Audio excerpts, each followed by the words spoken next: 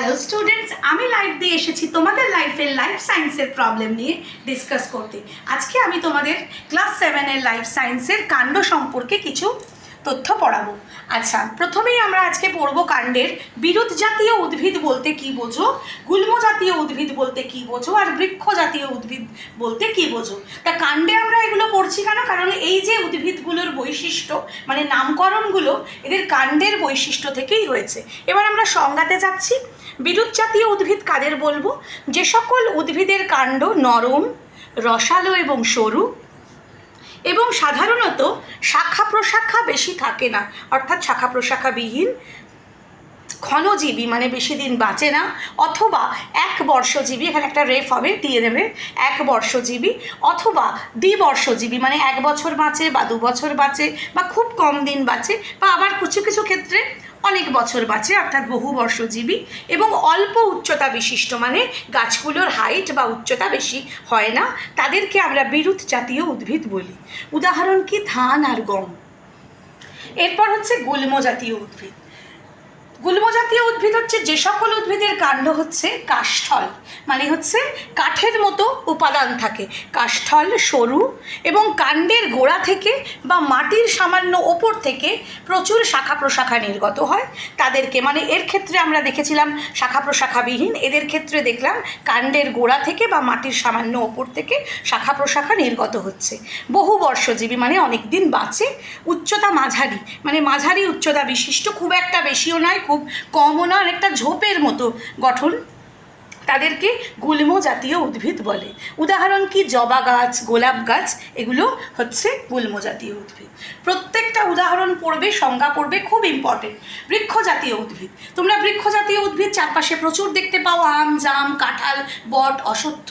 তা সেটার সংজ্ঞা কি হবে না? যে সকল উদ্ভিদের কাণ্ড কাষ্ঠল গুঁড়িযুক্ত মানে কাঠের মতো, যেখান থেকে আমরা কাঠ পেতে পারি, গুঁড়িযুক্ত, মোটা, শক্ত এবং কাণ্ডের উপরিভাগ মানে কাণ্ডের সামান্য উপর থেকে শাখা প্রশাখা নির্গত হয় এবং কাণ্ডের শাখাহীন অংশটাকেই আমরা গুঁড়ি বলি, অর্থাৎ শাখাহীন অংশ গুঁড়ি নামে পরিচিত।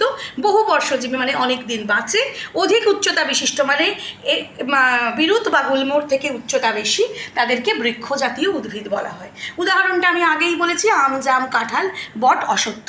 এই আন্ডারলাইনগুলো করার উদ্দেশ্য হচ্ছে এই তিনটের মধ্যে পার্থক্য লেখো বললে কি লিখবে।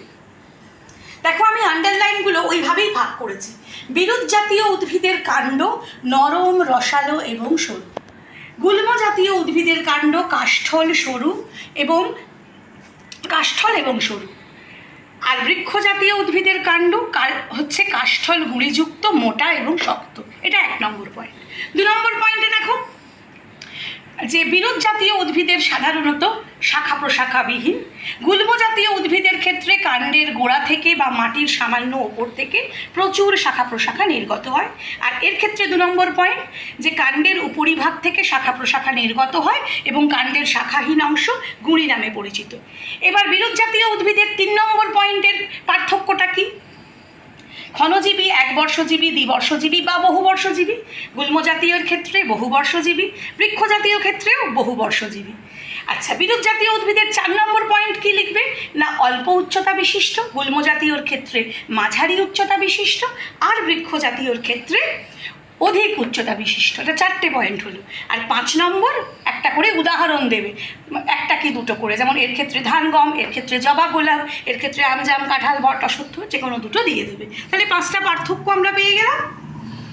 নেক্সট আমরা পড়ব রূপান্তরিত কাণ্ড।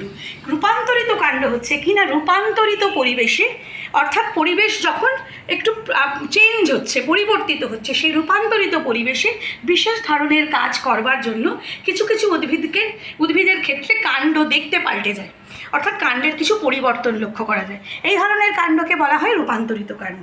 যেমন তোমরা দেখে থাকবে, তোমরা যে আলু খাও, ওল খাও, এগুলো কিন্তু মাটির তলায় হয়, কিন্তু এরা কিন্তু কাণ্ড। এরা কী ধরনের কাণ্ড?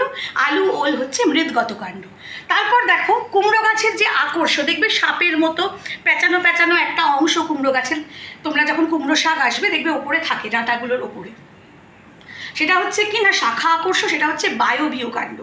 ফণিমনসা গাছ দেখবে কাঁটা কাঁটা গাছ হয়, ফণিমনসা, চ্যাপ্টা পাতার মতো অংশগুলো ওগুলোই হচ্ছে পর্ণকাণ্ড, অর্থাৎ কাণ্ডটা পাতার মতো, আর কাঁটাগুলো কি না পাতাগুলো কাটা ডাঁটায় রূপান্তরিত হয়েছে। কেন হয়েছে সেগুলো তোমাদের পরে আসবে। আচ্ছা, কচুরিপানার খর্বধাবক। কচুরিপানার ক্ষেত্রে এক ধরনের কাণ্ডের এক ধরনের কাণ্ড দেখা যায় যাকে বলা হয় খর্বধাবক। কচুরিপানা গাছকে যখন পরবর্তীকালে ডিটেলসে পড়বে জানতে পারবে, সেটা হচ্ছে রূপান্তরিত অর্ধবায়বীয় কাণ্ড। তাই রূপান্তরিত কাণ্ডের সংজ্ঞাটা খুব ভালো করে পড়বে আর প্রত্যেকটা উদাহরণ অবশ্যই জানবে। এইবারে আমি একটা লাস্ট দেখো লিখেছি, মৃদ্গত কাণ্ড এবং মূলের মধ্যে পার্থক্য। জায়গা শর্ট বলে আমি এইভাবে দেখিয়েছি। যেহেতু মৃদ্গত কাণ্ড মাটির তলায় থাকে আর মূলও মাটির তলায় থাকে, তাই আমরা পার্থক্য নিরূপণ করব। কিভাবে না, মৃদ্গত কাণ্ডের ক্ষেত্রে পর্ব আর পর্বমধ্য থাকবে, কিন্তু মূলের ক্ষেত্রে থাকবে না। মৃদ্গত কাণ্ডে শল্কপত্র থাকবে, মূলের ক্ষেত্রে শল্কপত্র থাকবে না। মৃদ্গত কাণ্ডের ক্ষেত্রে কাক্ষিক এবং অগ্রমুকুল থাকবে, কিন্তু মূলের ক্ষেত্রে কাক্ষিক এবং অগ্রমুকুল থাকবে না। মৃদ্গত কাণ্ড যেহেতু কাণ্ড মূলত্র থাকবে না, কিন্তু মূল এর ক্ষেত্রে মূলত্র থাকে। আর একটা হচ্ছে যে কাণ্ডের মৃদ্গত কাণ্ড যেহেতু কাণ্ড, তার কোনো অস্থানিক মূল থাকে না, কিন্তু মূলের ক্ষেত্রে আমরা অস্থানিক মূল দেখতে পেতে পারি। তাহলে এই হলো মৃদ্গত কাণ্ড এবং মূলের পার্থক্য। এটা একটা ইম্পর্টেন্ট পার্থক্য। তা তোমরা এর পরবর্তী পার্ট নিয়ে আমি লাইভ দিয়ে আসছি নেক্সট ভিডিওতে। তোমাকে যদি আমার ভিডিওটা ভালো লেগে থাকে তাহলে লাইক করো, শেয়ার করো আর সাবস্ক্রাইব করো। আর যদি কোনো কোয়ারিজ থাকে তাহলে আমার কমেন্ট বক্সে জানাও।